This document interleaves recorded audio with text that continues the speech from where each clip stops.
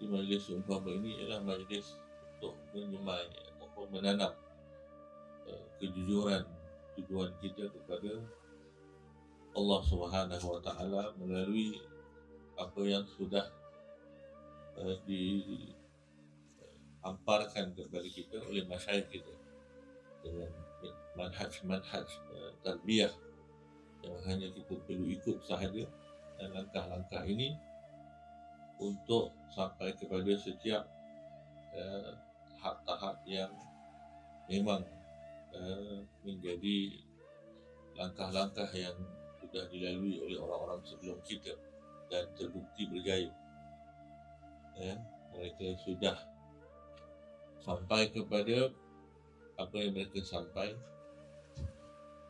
dan dengan kisah-kisah mereka kita mengambil ibrah dan pelajaran untuk kita juga sampai kepada apa yang Allah izinkan untuk sampai dalam langkah-langkah yang sudah disusun oleh para masyayikh ini dengan himpunan pengalaman mungkin ribuan tahun, 1000 tahun pengalaman, 400 tahun, bermula daripada zaman Imam Hasan Asyadzuli. Kalau kita melihat kepada madrasah tarbiyah ini, sampailah kepada Syekh Yusuf Bakhur Al-Hasani, sudah menyusun langkah-langkah untuk sampai kepada Allah Subhanahu Wa Taala melalui pengalaman mereka yang sudah sampai ke tujuan yang mereka usahakan itu. Maka kan itu ia adalah pemudah cara,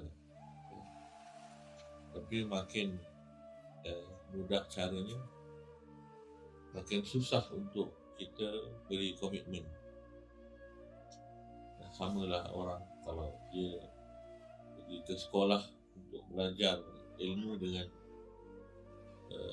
kaedah-kaedah belajar yang cepat, maka dia masuk ke sekolah tapi kurang untuk beri komitmen tu susah, kerana dalam sekolah ada disiplin. Lagi mudah belajar di YouTube, lagi mudah belajar di YouTube, tapi sekolah ini dibuat untuk mudah faham ilmu, tapi untuk mudah lagi susah kerana ada komitmen yang perlu. Kalau nak belajar dari YouTube, bila-bila kita boleh belajar, boleh baring, tapi tak belajar-belajar pun sebenarnya, banyak disibukkan. Begitu juga dengan hubungan kepada Allah. Kita nak belajar sendiri sampai kepada Allah, memang kita boleh kadang-kadang tengok YouTube ceramah ni, kadang-kadang kita baca zikir tu, kadang-kadang kita buat hal kita lah, tapi tidak ada satu manhaj yang konsisten dan teratur, maka tak bawa kita kepada manfaat yang besar dalam pencarian kita. Dan itu majlis selawat seumpama ini, kalau kita lihat dia punya blueprintnya, itu ialah marasim ataupun lukisan-lukisan perjalanan mereka yang mereka sudah makin mudahkan untuk sampai kepada Allah Subhanahu Wa Taala. Bermula dengan sampai kepada kejujuran tujuan, sidqu dan niyah. Kerana orang yang bila tidak faham nilai jujur dengan Allah, maka dia tidak faham lebih daripada itu.